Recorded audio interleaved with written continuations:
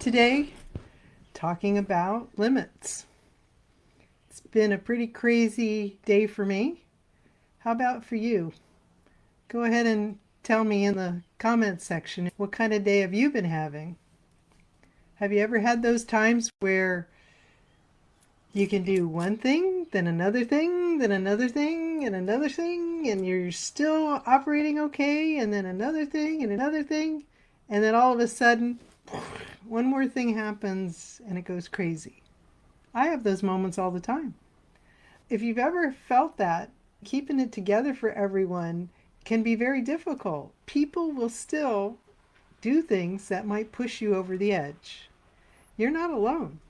So, what can you do about it? Well, we're going to talk about that because that's where your power lives. When you're able to handle those moments, a lot of times I've just burst into laughter. One day, I had 18 things happen. And about the 12th time, I started laughing, saying, "This will be great. I get to talk about what happened. Pick a number. What happened?" I've hit my limit more times than I care to tell you, whether it's caregiving. We have two moms that live here, and you can imagine, just like with kids, personalities, strong personalities, and things that are misunderstood. There's also leading troops. One time I gave up command, and one of the spouses, the male spouse of the soldier, tried to run her over right after the command. Now, I was no longer in charge, so it was a little bit less stressful for me, but still, people have their breaking points. And you could be facing all these different fires, and all of a sudden, boom, you hit your limit, and you're just going to go off. It's a signal, it's a cue. I want you to realize that as we go forward. But first, before I give you my acronym, I want to talk about some great examples. I had the book by Useem. It's called The Leadership Point. And what I remember about that book is the fact that it had chapters on different types of really powerful leadership moments. For example, the person who invented the fire break, where you have the blowback and you light a fire in front of a fire so that it has nothing to feed on. Well, this particular individual who was doing that hadn't gained the trust of the people. He was not a very much a talker. The people didn't trust him.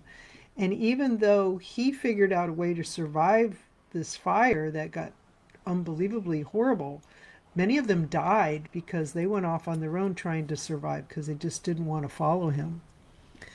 Yes, the limit sneaks up on us. One of the chapters was about how you can physically push yourself by training, be able to handle more and more and more and more. Now, the military knows that because that's why they put us under tremendous pressure, both at West Point and then in the active military. We were under a lot of pressure. But the fact is that when you're experienced and you learn things on how to deal with that, it can be very powerful, can help you handle some of the most difficult moments. You can have the highest IQ, you can have the greatest training, you can be the smartest person in the room, but you know, it really doesn't matter if you can't handle it in the toughest moments and you lose it because you push past your limits. Someone pushed you or a situation pushed you, and you're not yourself because usually people explode. They explode or they melt down. There's a whole bunch of ways. You can probably share what you think. Before I go on, I'm just wondering, is there something that I've already said that's sticking with you? Go ahead and do a favor to yourself and put it in the comments if there's something that I've already said that you think you might be able to use later. Because all of us have that breaking point. Another thing that I wanted to talk about is I have what's called a job aid. This was an anti-terrorism job aid. Some of you know I was in the Pentagon 9/11. Talk about planning for a year for all these terrible, terrible attacks that could possibly happen in the country and to our people. My job was to help write the regulations with 200 people around the world to keep us safe in the buildings if we were hit with a terrorist attack. In 9/11, I was in the Pentagon when we got hit by the airplane.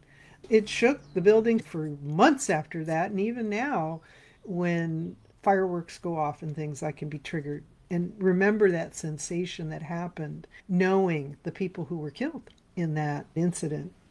But what I want to talk about the job aid is the job aid was created in conjunction with the police and the fire and hazmat and EMS, all those groups and law enforcement, they all got together to put together a document to help us when things are at their worst. I like acronyms, they like acronyms. They called it Be Nice. It's not a very Be Nice one. Biological, nuclear, incendiary, chemical, and explosive. Those are the ways that you can have huge attacks somewhere and be prepared for it. This document, beautifully tabbed, it's tabbed and color coded. It was one of the finest documents I've ever come across. In their introduction, they talk about why it was created, because it's not created to use it for every situation. It was really about what happened in the immediate aftermath, which is where you want to be at your highest functioning level, to help people in those crazy moments that happen once you push past the limit that changes the game. When the plane hit the Pentagon, we had always had a policy of going along with hijackers, and that completely changed the dynamic because they were using aircraft as weapons. We have to be up to date on what's going on around us. Gail mentioned something here that I just want to echo again. We learn to transcend those limits by pushing past them, initially in controlled circumstances, as we do with training, so that we can do it independently. We can think on our feet and be able to respond, not react. I've talked about kindness already, and that's something that's important to keep in mind. Other people have lesser limits than maybe you do in certain circumstances, and making sure that we always come at what we do with a great sense of love and caring kindness. I wanted to come up with this 5-step tool that will help when you are finding yourself either close to the limit or just right over the limit. We want to stay in control so we stay at our best. The acronym is BREAK, B.R.E.A.K, break, because we want to break through, we don't want to break down. And with break, the B, can you guess what that is? This is something I want to always push. It's your breath. It's breathe instead of react. If you react, you go to survival mode thinking. I've already talked about strategy. Go back and review that video if you want more about that. Survival mode thinking is what I call an interception strategy. Everything you do will work against you. It's like running in the other direction when you want to go forward. When you breathe, that will help you. I've taught the waterfall method. 10 seconds can reset your body when you're feeling panicked, especially under extreme stress. But breathe. Even 10 seconds can stop you from reacting in a way that you will regret and takes away your best. Now, what do you think the R is? The R is to recognize the signs. Recognize those signs when you're shutting down. You're telling yourself, I want to shut down. I might be snapping at someone. Do you know, in my memory, other than myself, there's only one time I ever used that F word? I know every swear word in the book because I was in the military, but I don't use it. It's an interception strategy. I remember one time someone pushed me so past my edge, I used that word and I didn't want to.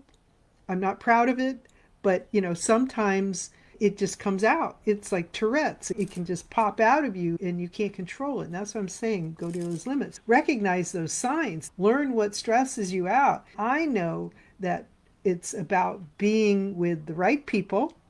Like I have Gail and I have Stacen here. I hope one day you get to meet both of them because their values and they come at everything with their heart. I really connect deeply with people who want to do that. But we get attacked, we get abused. And so we need to have these skills to be able to deal with it at our best. When you recognize those signs, you can handle it much better. The E, the E is something that we often toss to the side when we deal with the existing situation. What I mean by that, evaluate what matters most. You want to remember that and evaluate what matters most, because when you do, you stay centered. There's this really funny, not really funny, James Bond movie. I remember when the bad guy gets so annoyed with James Bond, his buddy, his terrorist with him, is trying to get him to stay on mission. What happens is James Bond gets him so riled up that he then goes after James Bond with very bad consequences, by the way. I know it's a movie, but I've seen it over and over in real life. You have to evaluate what matters most. So you keep that in focus. It's like if you like horses, they have blinders. Evaluate what matters most. If you love your children, you want your children to know and feel that love, then you can't get irritated and then start calling them names and do things that you'll regret later. Because even though some people say you can handle it, you can't. They don't. People remember forever these stinging things. They'll come back at the worst time. So what's most important? You evaluate that, and then hopefully your choices will be much better. What is the A? Gail's going to love this because of her heart movement. It's align with your heart. Make sure that everything you do that needs to be solved, your heart, the love, the service, the faith, everything that matters to you, those are your anchors.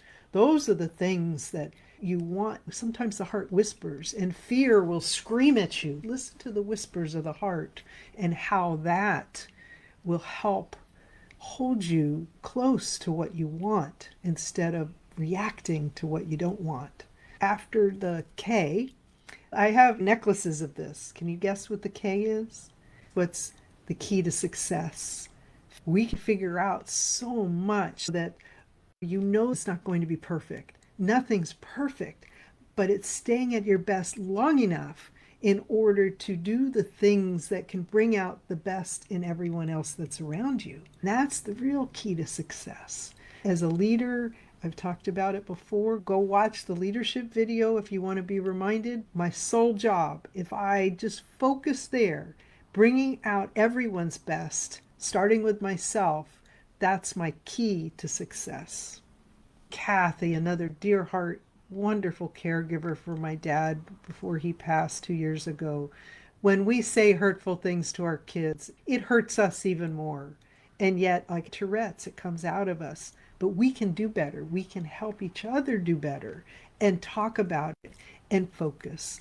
The B.R.E.A.K acronym, breathe instead of react. That's the B. Recognize the signs. Evaluate what matters most. That's the E. The A is align with your heart. And the K is find that key to success that will keep you at your best.